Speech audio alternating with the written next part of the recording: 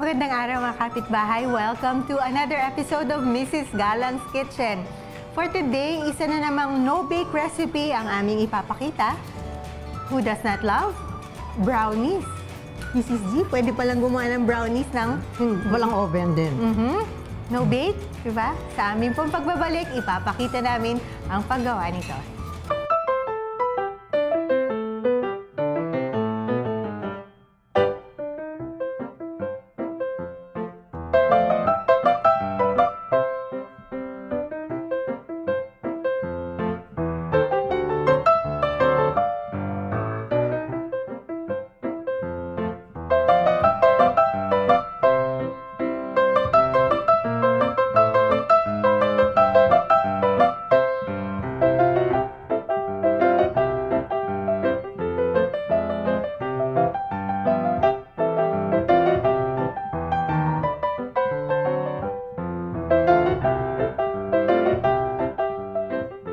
Okay, magandang araw po mga kapitbahay. Another no-bake. Tatawa-tawa ka dyan. Pinipili niya lahat ang madadaling gawin. No-bake brownies po. So, doon sa mga walang oven, yun ang mga sabi ni Enka, doon sa mga walang oven sa bahay, pwede na silang gumawa ng brownies. Natin ang ating no-bake brownies. So, iba to kesa sa mga ordinaryong no-bake brownies dahil from scratch siya. So, hindi tayo gagamit ng crumbs. Madalas crumbs lang tapos meron lang binder. Ito, luluto natin from scratch. So, meron tayong flour, meron tayong raw egg. So, unang gagawin, luto natin yung flour. Yan kasi yung isa sa matagal lutuin dito. Pinakamatagal luto. So, gagawa tayo again ng roux. Okay? Yung butter at yung flour natin luluto. Melt muna ang butter. So, yung brownies natin na to, fudgy type. Hindi siya chewy, hindi siya cake type, fudgy. No? At dahil hindi natin bibake, hindi na kailangan ng baking powder. Dahil hindi naman siya, kakahalo natin, mawawala rin yung effect nun. Mawawala rin lahat yung bubbles na kukurate. Melt the butter. Yung ating brownies na to, para lang siyang thick custard. Kaya lang lalagyan natin ng glucose para medyo makunat. So, fudgy. Parang candy yung dating niya. Ayan, pag na-melt na yung butter, add natin ang huwag natin iba-brown unless gusto nyo yung taste ng toasted na harina. Parang sa pulburon.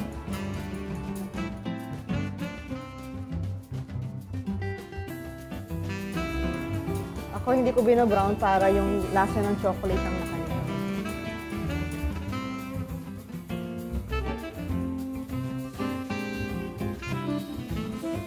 Pag in-skip nyo itong step na to, pwede pa rin kaya lang mas matagal lutuin. Magtatagal tayo pa. Kailangan maalis yung lasa ng raw ng flour. Mas mabilis yung ganito. Yung non-stick pan, gamit ko. Yung spatula natin, rubber, silicone. So, huwag kayong basta gagamit ng ordinaryong spatula pag naan nyo sa mainit na ganyan. Malulusaw. Kailangan heat-proof. Ito, heat-proof to 500 degrees ata or 400.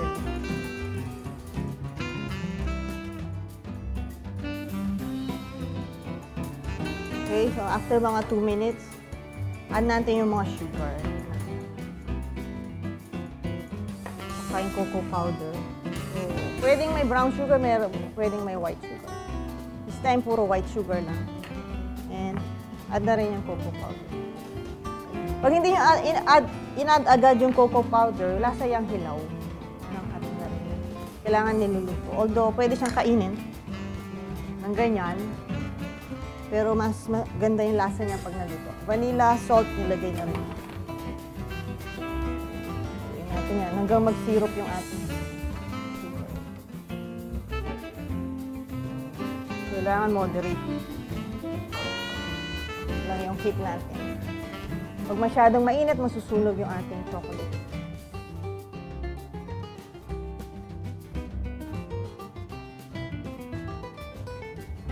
Saka yung glucose pala. Isama. Una, ganyan, dry. Pero pag nag-melt na yung sugar natin, parang syrup. Glucose ito. Pwede in-add natin kasabay ng sugar. Medyo nagme-melt na yung sugar. Pwede rin to sa hindi non-stick. Dahil pag sa non-stick, niluluto mo lagi yung sugar na ganyan, nagagasgas. So na, umiiksi yung lifespan ng ating non-stick pan. Mas convenient nga lang, walang dumidikit. So dahil stove top lang natin ito niluluto, madaling bawasan, dagdagan yung sugar. Pwede yung i-hold muna yung ibang sugar, add nyo na lang pag natabangan kayo, or pag tinikman nyo, bago nyo ilagay sa baking pan o sa moldy nyo, medyo matabang, pwede nyo pang dagdagan yung sugar. Unlike pag binake mo, once na mix mo, pinasok mo sa oven, yun na yun. Hahabol na lang kayo nun kung lalagay nyo ng frosting.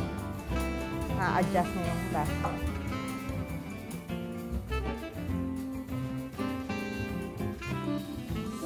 Pag malapot ng ganyan, palamigin natin ng konti. Add natin yung eggs. Hindi pwedeng biglang add yung eggs dyan. Magiging scrambled. Then, after nun, luluto natin. Uli hanggang maluto yung eggs.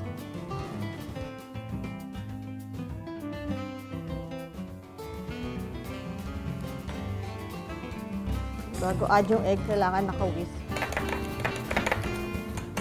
So, beaten yung eggs. Hindi natin pinapabula, minimix lang natin mabuti yung yolk and yung white.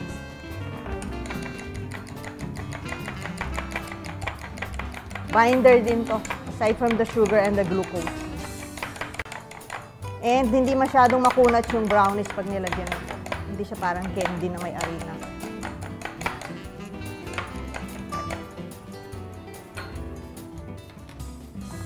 Palamigin pa natin.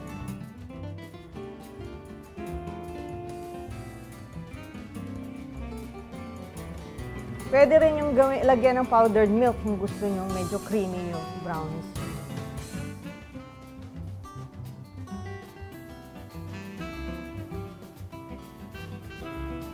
Hindi pwedeng madaliin. Yung scrambled egg. Minimix ko lang para lumamig agad. Kung galing sa chiller yung eggs, mas mabilis na-add. Okay, bago siya maluto na init.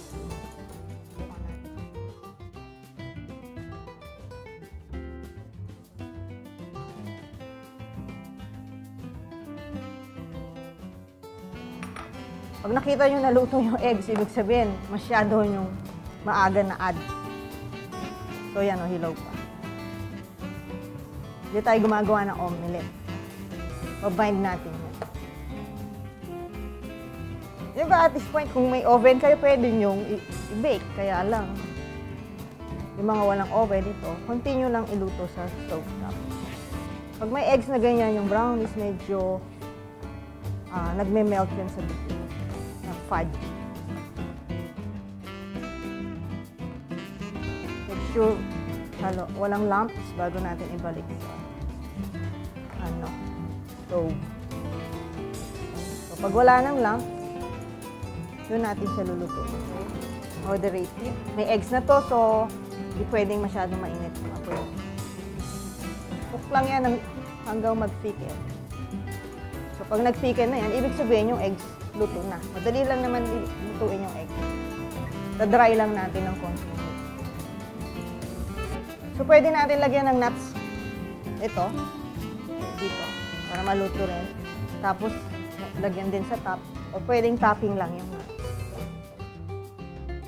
So, lagyan natin ng konti. So, bago siya maluto ng husto, lagay nyo na yung nuts.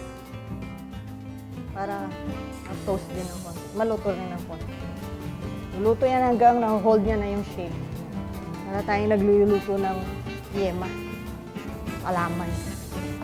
Ma-a-adjust nyo naman yung kung gusto nyo mas chocolate pa ang lasa, pwede pang dagdagan ng cocoa powder. Pwede nyo rin lagyan ng chips pag naluto na. Lumamig na. Bago nyo ibuhos sa baking. Ngayon pa lang na nag-melt yung sugar natin. Wala nang gumagalas. Hindi na kasi walang liquid. So, hindi siya na-melt. Saka hindi pa masyadong uminit. So, ayan. Sisit. Sitiken na. Hino-hold niya na yung shape niya. Pwede na natin itong ibuhos sa ating pan o mold. Gusto niyong gamitin.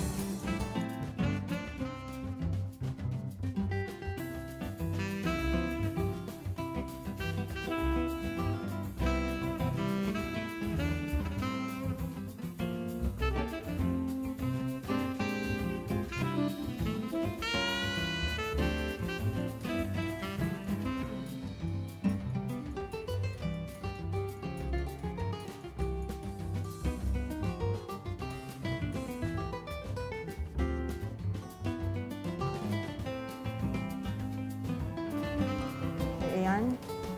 Then, lagyan natin nuts. Kung anong nuts gusto nyo ilagay, kung gaano karami.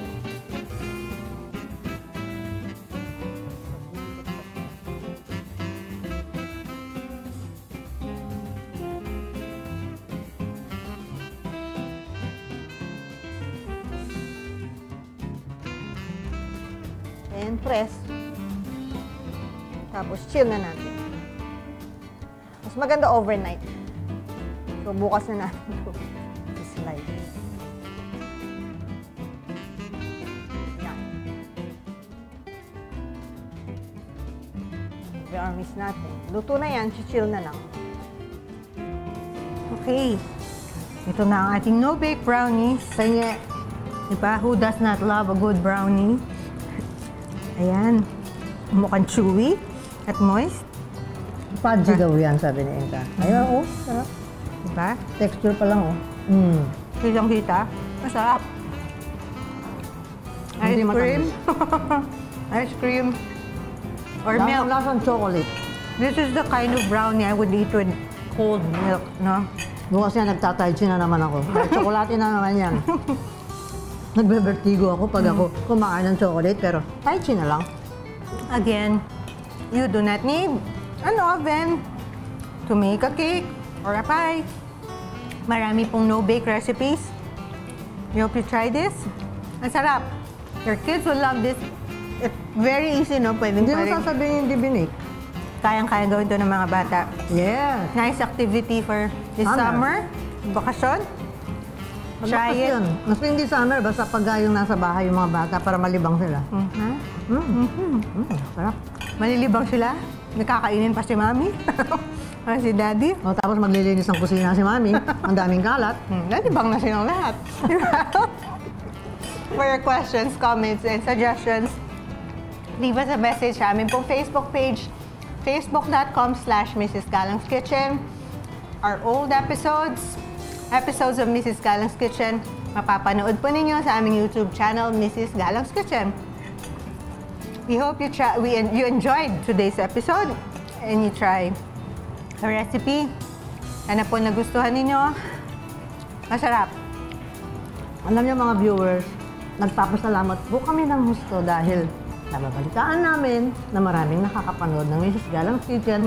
May mga bumabati sa amin, may mga, wag na ikwento, nakakahiya. May nagpa-picture ko sa kanila sa mall. Parang na-conscious akong bigla. Wala man sa isip ko yan.